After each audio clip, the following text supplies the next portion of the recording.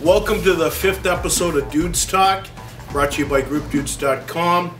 For you that don't know, Group Dudes got amazing deals every day for guys. We like to run it with sports, fun stuff guys like to do, like the pub we're at. Thank you from the McVeighs for having us again today. For those that don't know again, I'm old JR. This here, Big Hack. Do the fly. Hey, I gave the thumb. Did you ever watch Coach's Corner when they're signing off? He goes like this. You know, he does something. Grapes does. Would you wear one of those suits that he wears? I'll tell you something, that there's not a suit in Toronto that would fit either one of us. I know, but I mean, still, like, I mean, would you want to wear one of Grapes' suits? I don't like suits because, like, I need an undershirt because if I don't have anything, it kind of like chafes. Yeah, I know, but what if you got a tailor, like when you're pro baseball days, you get one of tailor, like a nice canal. I caught bullpens. Who's gonna? Who are they gonna tailor for me? So you know what? I want to drop in. Let's do something on the Leafs.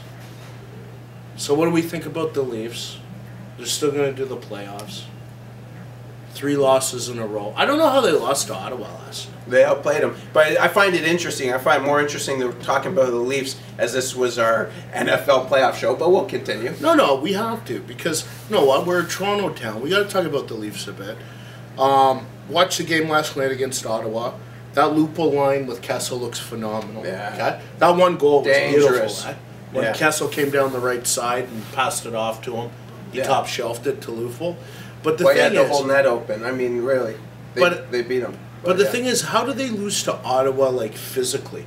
So I'm a Philly fan. I'm a Broad Street Bully fan. It's still... Then when I looked at the stats, it was like 40 hits Ottawa, 24 hits Leafs.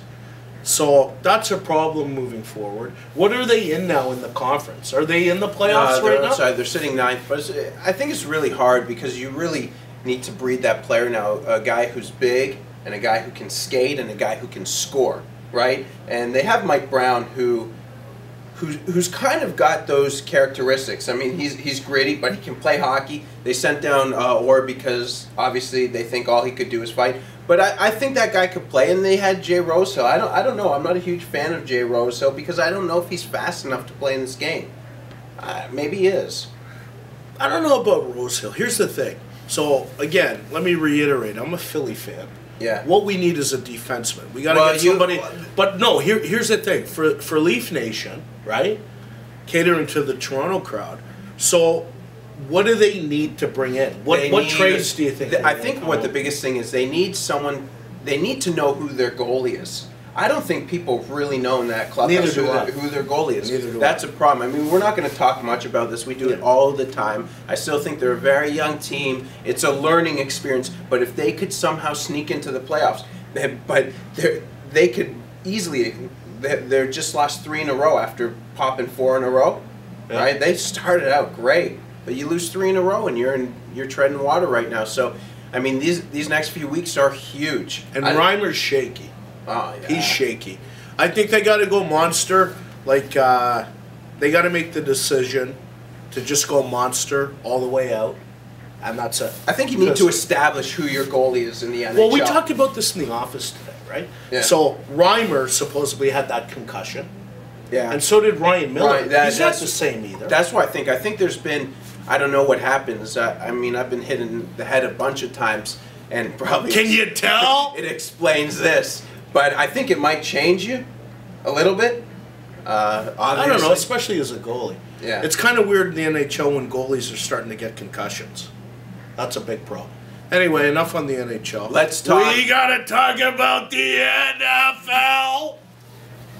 Give it to me. Oh, so let's start with your G-Men versus San Francisco on Sunday. Wait a second. I want to say all the names. They're called the G-Men. They're also known as the Big Blue. They're also known as the NY.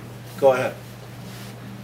Go ahead. Okay, so go ahead, first matchup we're gonna talk about matchup of the quarterbacks, Eli Manning versus Alex Smith. Now, before you say anything, because I know you're all over Easy E's sack, I guess I can say that. We're not even censored. So you're a dangler. I love easy. If you never saw Alex Smith play until last Sunday, okay? Agree with me. You watch the game. If you never saw him play, you would think he's one of the best quarterbacks in the last 10 years. Agree? I don't know. No. That's not the question. The question is if you watch a game last Sunday and you've never seen him play, never heard that Alex Smith is a big bust, would you not agree he looked sharp? Probably not over the past 10 years, but he looked good last week. He looked good. God, he orchestrated 2 fourth-quarter drives. That call that friggin' Harbaugh made for him to run that ball on the weak side for the touchdown. Do you remember that one? You think that was a play, or you think that was kind of like no? That was definitely at the line. You know that for a fact? They said that? He didn't audible that. He wouldn't know how to audible. He's looking at the defense, and he can look. Don't you see? You know, you're a football coach. They look at the defense, they survey the defense, and they tap themselves. Behind, and they make something. No, hear me out. Okay. So why that's a called play is because he runs to the weak side for one, and his O-lineman cracks down on the safety. Okay. His old lineman cracked down on the safety the play for him to get in. But the play might have been a pass, and he could have just read the defense and audibled at the line of scrimmage. No. You really? No. Okay. So but anyway, let's go back to that. So Manning versus Smith. If he plays like he played on last Sunday, it's going to be a good battle. Listen, it's going to be a good battle either way because the San Francisco defense. Let me be clear on this for everybody. They're friggin' phenomenal. Patrick Willis. No, that is the best defensive performance that I've seen since the '86 Giants, since the Lawrence Taylor days and stuff like that, back in the G-Men days. Yeah. And also with the Bears, with Richard Dent and Singletary and those days. No, that team came out hitting 24 hours a day. When you have your starting running back run with the ball, and they're down at the, they're in the red zone, and he gets careered. He gets knocked out cold on his feet. That set the tone for the whole game. Pierre Thomas was out of that game with that hit by Whitner. I'm telling you, I'm worried about this game for my G-men. Obviously, my son rises and sets with them, okay? But I won't bet against the 49ers. 7.5. What is it? No, what are they? I think it's 3.5. 3.5. 3.5. The other game 7.5. Yeah. Well, these guys do it on CBC, so I'm going to ask, how much time do we have left? Nobody sees. Okay, so let's go quickly. We're running out of time. We're going to go quickly into the other game. I guess we'll both agree. I think the game's going to come. Whoever turns over the ball most, I think that's both games, but in that New York game, whoever turns over the ball most is not going to win the game. So let's talk about the game that I think it might be one of the best games of the year. Okay, Tom Brady, who's taken that team. Remember a few weeks ago, everyone was basically shitting on them. Okay, maybe a month. My Giants beat the New England Patriots clean though. When they lost to Pittsburgh about 2 months ago. Okay, right. And now they look like, if you're watching them play, man, they just punished Tim Tebow. And I guess we can say hit the showers, Tebow. Hit the showers. Hit the showers, Tebow. Hit the showers, because that's as far as you're going to go. So tell me about this, right? So you watch football as much as I do, and I love football. So over the past 3-4 weeks, okay, I've been hearing every commentator that has anything to do with the NFL talk about Breeze can overcome any defense, Rodgers can overcome any defense, and so can Tom Brady. The difference is that the only thing with New England that I'm against, why I think Baltimore will actually beat them this weekend, is because the games that they lost this year were against tough defenses. They lost to my New York Giants, tough defense. JPP, Tuck. Exactly. Yeah, JPP, Tuck, Umanura. Yeah. They lost against your team's defense, being the Pittsburgh Steelers.